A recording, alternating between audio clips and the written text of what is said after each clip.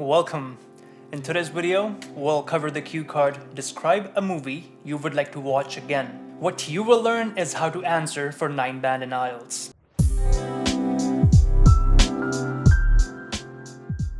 So in this video, what you will learn is the power of description and of course, how to include emotion in your answer and also the vocabulary that you can use for a 9 band answer. You know, when we talk about public speaking, 75% of us, this is what we look like.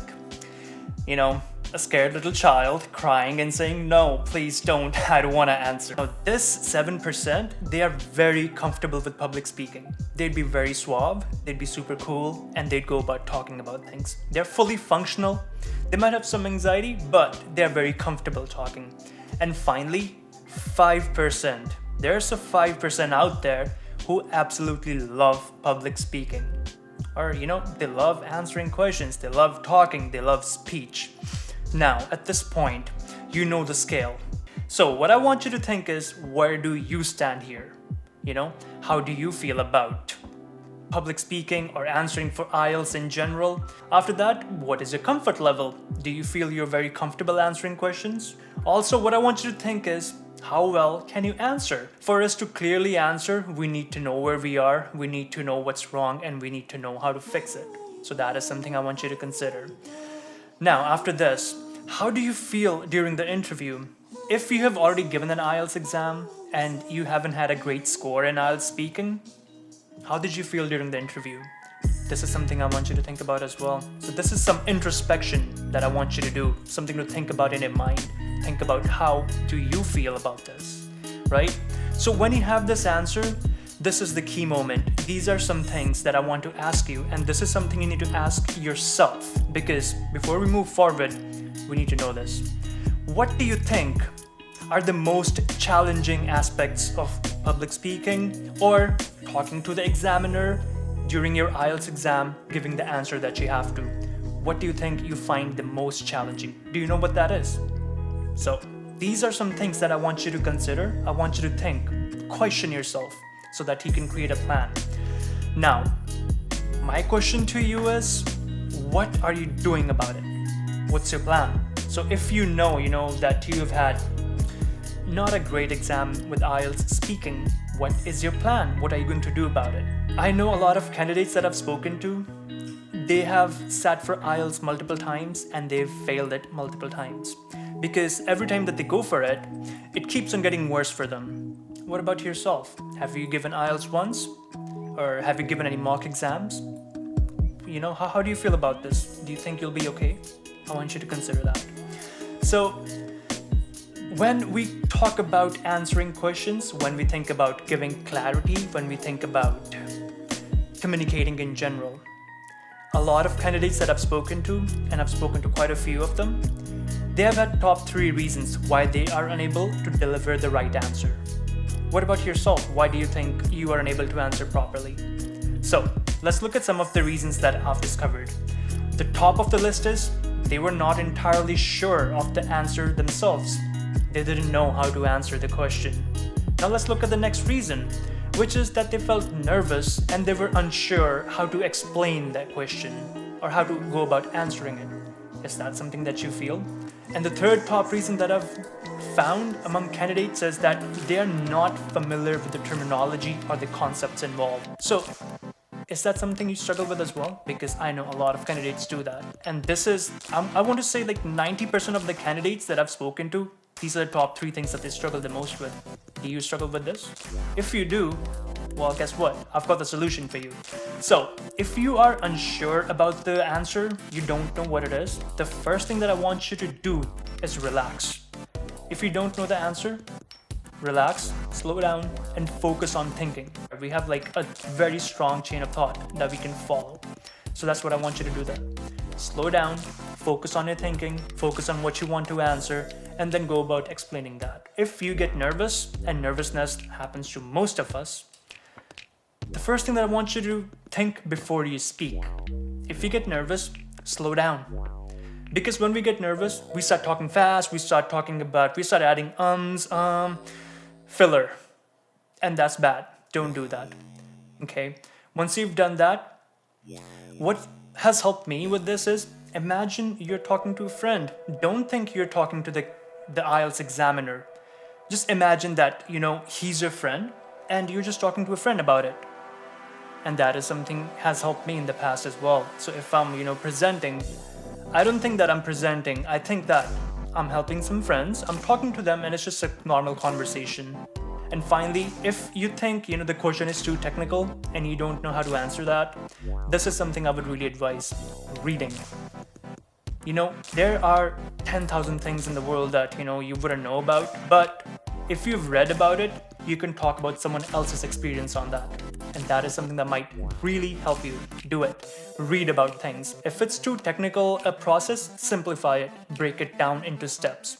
This really helps because if you break it down, you can talk about step A, step B, and step C. It's easier for you to explain, and it's going to be easier for the interviewer, for the examiner to understand you, right? So there you go. Now you know how to answer questions, how to add some clarity. And if you have these problems, you have the solutions that you can work on, right? And hey, if something works for you, or if there's a problem, a challenge that you face, add them in the comment section and add a solution that you have found so that others can learn from it. Now let's move on to frameworks. You will only have a minute to prepare for a question, right? That's how cue cards are. You have to think about what you want to talk and you only have 1 minute. Now there are multiple frameworks that you can use to do that. Number 1, tell a story. So think about telling a story. Find a hero in the story. Okay, tell what the hero wants. Tell what the challenges are, that the hero is facing. After that, talk about what actions the hero took to overcome the challenge. Finally, what happened, what was the outcome of it. After that, you can use this framework where you start out by making a point. So if the examiner is asking you a question, you make a point about it that, hey, you know what? This is what I believe in. After that, explain what you mean by your point. Explain why you believe it. It should be as such. After that, give an example. So see, that adds more to it. Finally, conclude with saying how the point that you made is beneficial. And the third framework that you can use is, start by making a position. So if they ask you about your opinion, say, do you believe that, people should be more educated? You can make a position that, hey, yeah, I believe that they should be. After that, talk about how the position that you've made can be implemented. So say you want to say that people should be more educated. So what can be done to do that?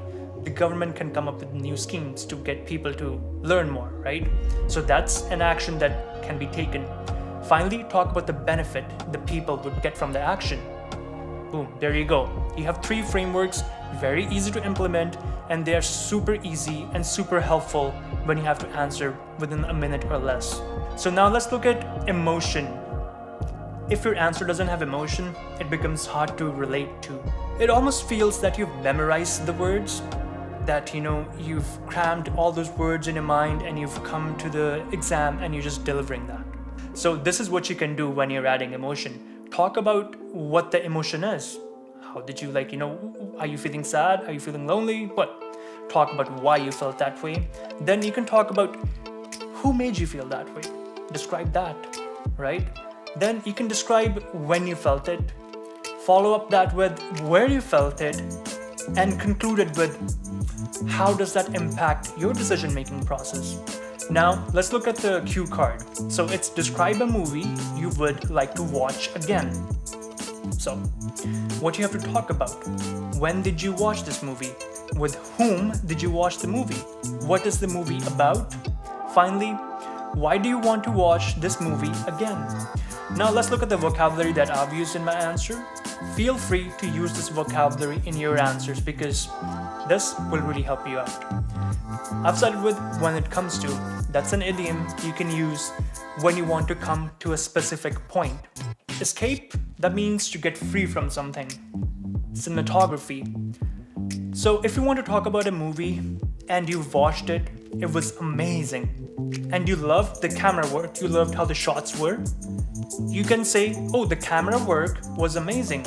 Or you can say the word cinematography. Cinematography is great. You can say it like that. Convicted means when the court the legal department, they find someone guilty of doing something illegal, so the person becomes convicted. Thrive. Thrive means to be successful. Befriends, that means to make friends with someone else.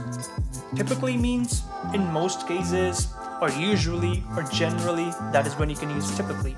Appropriate means suitable for certain circumstances, situations.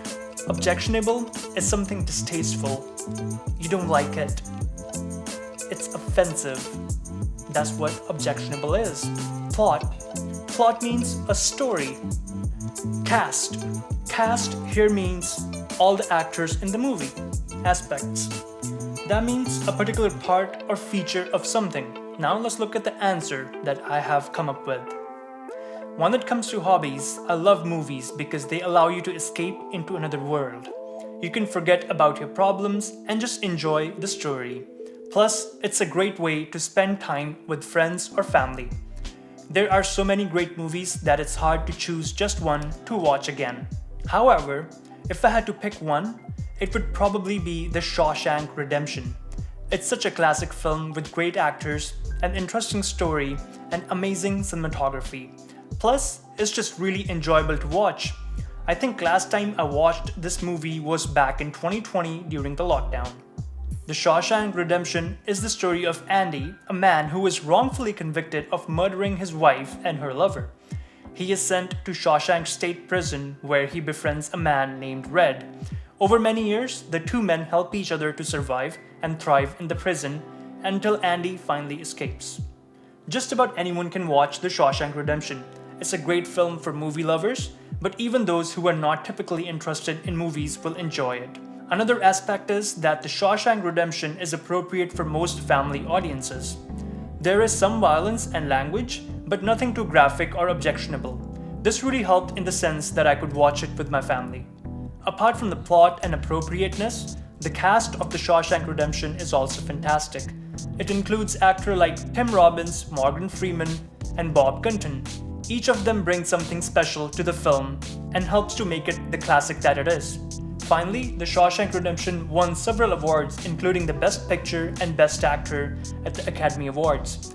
It also won Best Picture at the Golden Globes and Best Adapted Screenplay at the BAFTAs. When you consider all the aspects of this movie, there are many reasons to watch The Shawshank Redemption again and again. It's a great film with superb acting, an intriguing story, and beautiful cinematography. Plus, it's just really enjoyable to watch. So there you go. That's how you go about answering this cue card. It might seem a little difficult to describe everything in the beginning, but once you start slowly learn how to describe everything, it'll become easy, it'll become second nature to you. So, use the power of description in your answers, add emotion to them, and use vocabulary, because that will really help you for the 9-band answer that you're looking for. I hope this video helps you with that. I hope you like it, and I hope you find it useful. Share it with someone who might need help. See you in the next video. Take care.